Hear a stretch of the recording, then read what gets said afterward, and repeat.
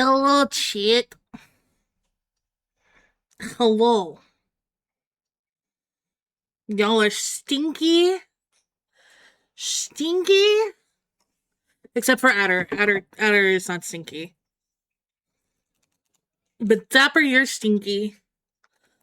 Austin is stinky.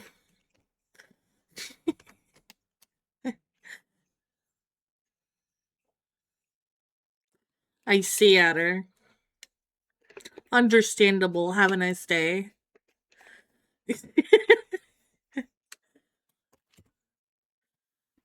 No one needs to know that. Nobody.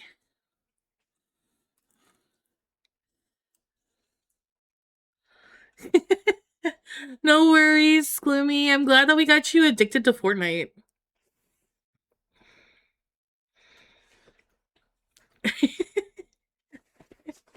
I'm assuming you're festivaling it up right now. Assumptions.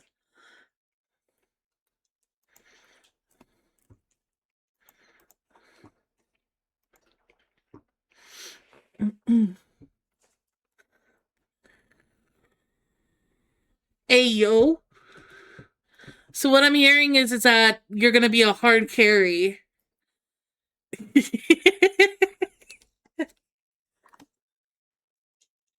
I do.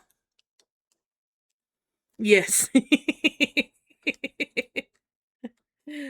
Well, maybe depending upon everything, I will hop on.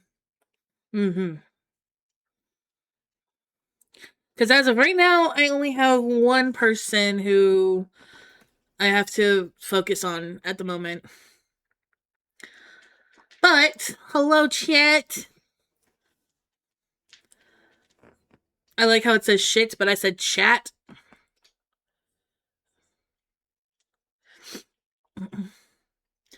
You're definitely excited to see the art. Nice. Well, I'm doing a little bit of animation. So, one person has decided to take up my animation slot.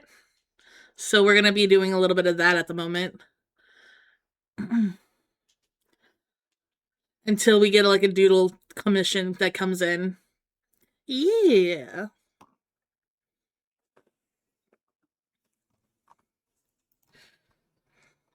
And I just realized that there's an error. Error.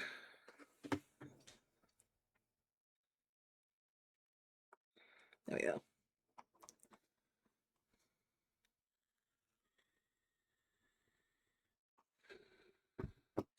So to get my PayPal back to a normal standing,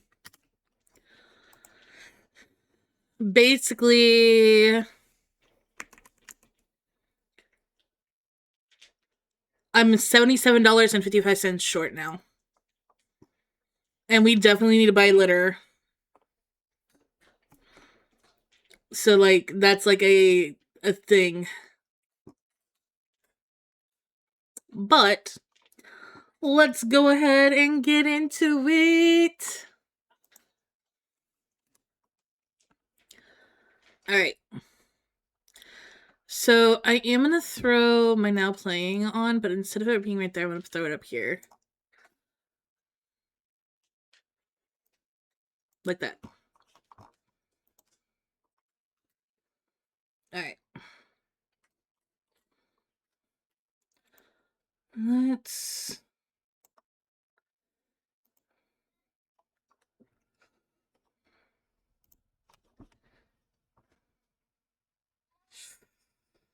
Oh, wait a second.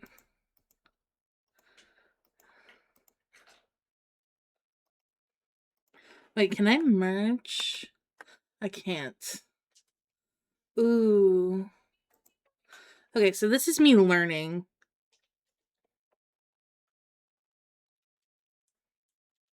I'll ask this fox if I install Twat Knife again. Are we playing it often? I'll be doing it every Friday. You making the one I did? Yes. Adder, I'm gonna make it to where it's every Friday thing. So that way the community can play as soon as I get off of work.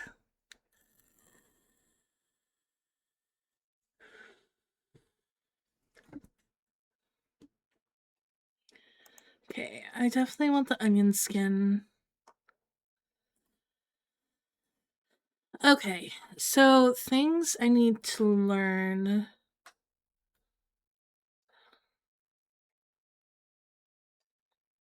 Mm.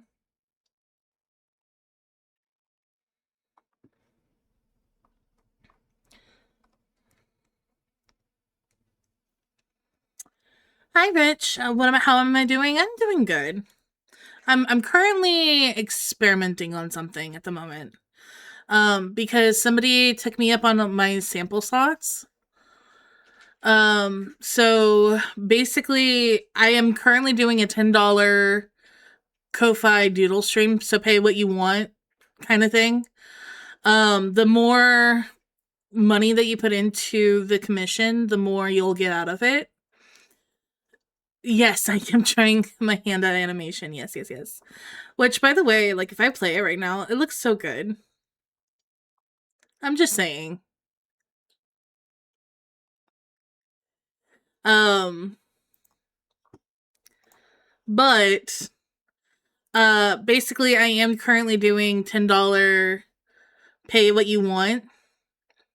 So, for example, if you want to pay $10 for like a doodle, you just get like a quick little doodle. Let's say like this is the doodle. It's not perfect, whatever, but it would be like something basic. Like you would see the lines and stuff, right? But if you paid more than that, you can get something like, you know,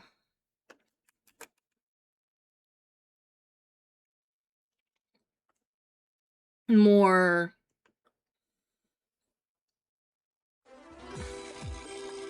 like this. If that makes any sense. And since that just happened, oh baby, please don't hurt me. Hey, it's a goo!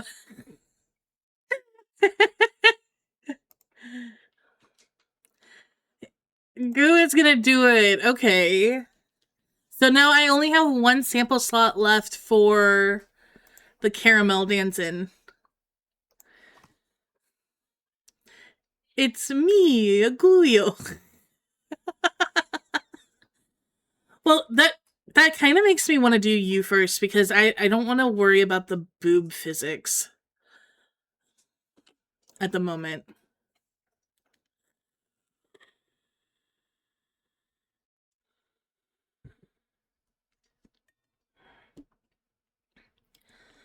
So let's do we'll do it this way then.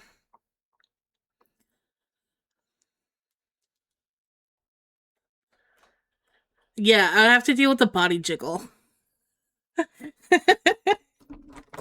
Well, because when you think about it, boobs go up and down, like they bounce, you know?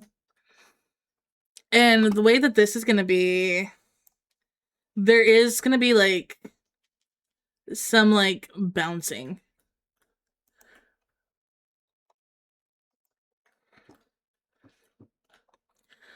Baby, please don't hurt me.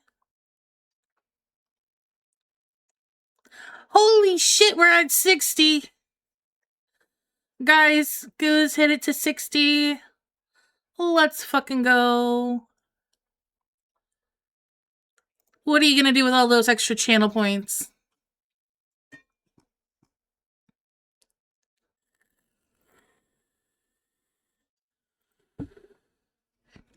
By the way, okay, so I opened it up with this, right? I opened it up the stream with this song, right? But I want to show you guys, like, there's like so many different versions of this song that I really enjoy.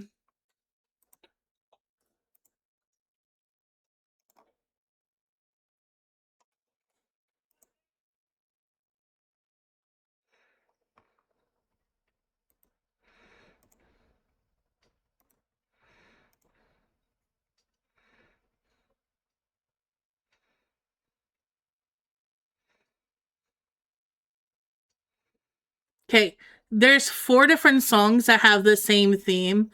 or they're basically talked or they're said the same way. It's the exact same song. But I like how each one does it differently. Clothes off to have a good time. Oh no. Okay. Time for me to start shrimping. Hi, Sankatsu. Thank you for your 15th stream streak. Let's go. Oh no. Okay, so how do I want to do this?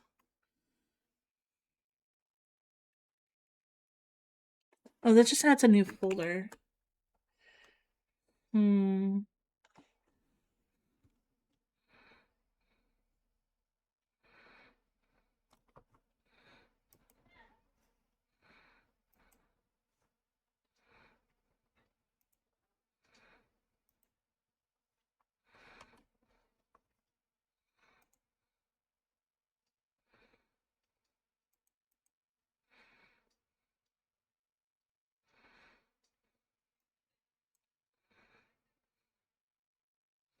Clothes off to have a good time.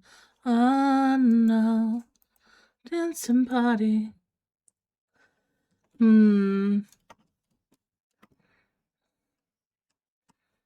Have to take our clothes off to have a good time. Oh no. Somebody. What is this? Oh, wait a second. That's actually probably. Hold on. Wait. Wait. Okay.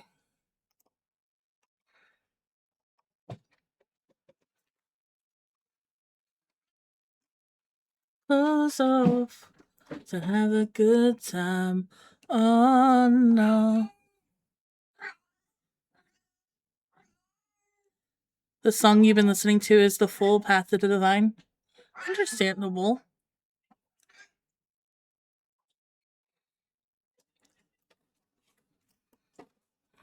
All right, Goo, you're gonna be first because I think it's a little bit easier.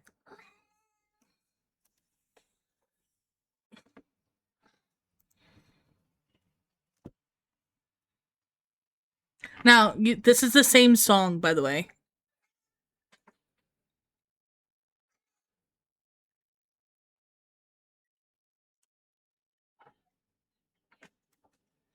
Not a word from your lips. You just took for granted that I want a skinny dip. Oh, quick hit.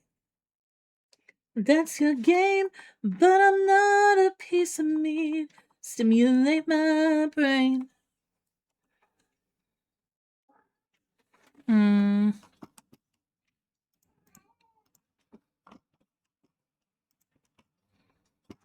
Take my hand, let's hit the floor. Shake our bodies to the music, maybe then you'll score.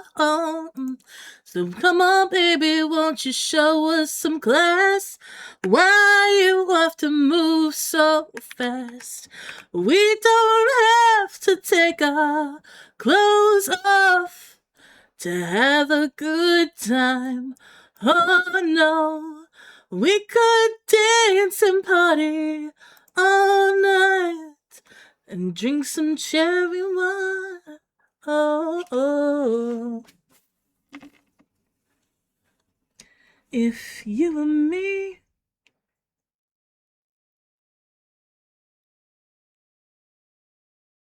Time that needs just like you. And in a conversation, good vibrations.